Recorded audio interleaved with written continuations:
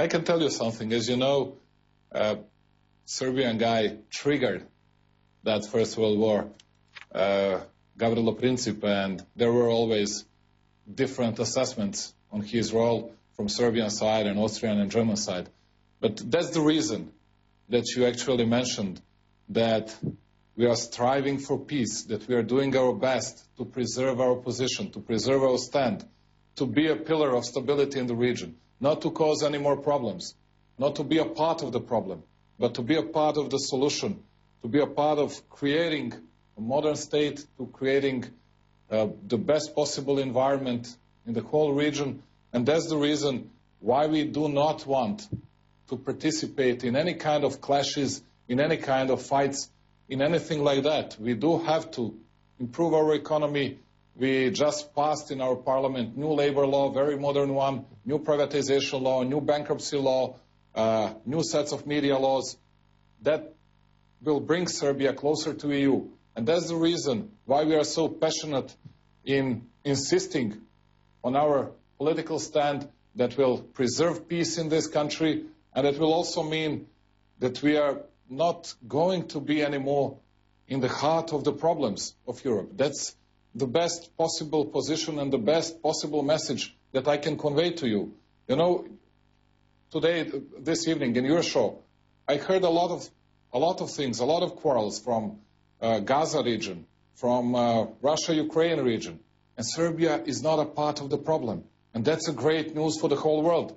Serbia is a pillar of stability in this region, and Serbia will remain the pillar of stability. And Serbia will become a prosperous, economically prosperous and very modern state. And I think that's a great news. Although we'll have to make many harsh, many tough economical reforms. For the first time, we'll also take fiscal consolidation measures without pressure from outside. And that's a great news for the whole world. Yeah, we spoke with our European friends, and as you know, I had a chance to speak to Chancellor Merkel and also to the Prime Minister of France, Mr. Manuel Valls, and we discussed these issues with Manuel Barroso and Stefan Füle, all the commissioners.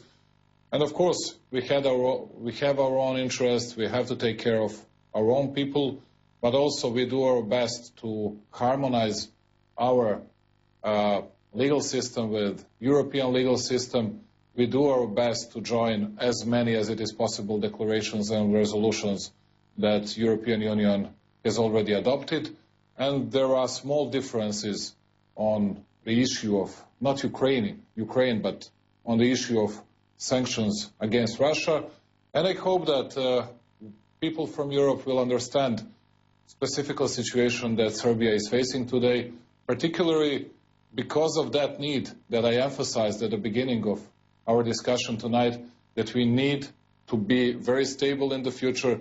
No one needs any more crises in the heart of Europe. No one needs any more problems, any more clashes, any more fights.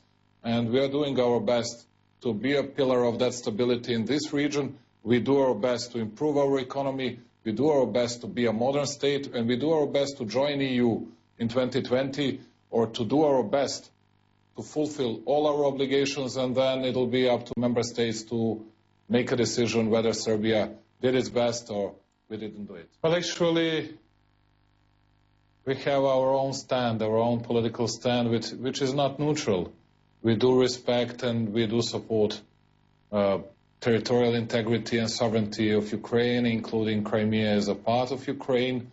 But you're right, we did not impose any sanctions over Russia, and because of many political, economical, historical, and all the other reasons. But today Serbia is a pillar of stability in the region, which is very important, and we hope that we'll be able to keep stable Serbia, and we hope that we'll have enough chance to take care of our economical development. Serbia, as I said very clearly, do support and do respect territorial integrity and sovereignty of Ukraine, and we do support Crimea as a part of Ukraine. We said it very publicly, very openly, and we are on our EU path, but we did not, and we are not imposing sanctions over Russia, which means that we have to protect our economical future, we have to protect our political future,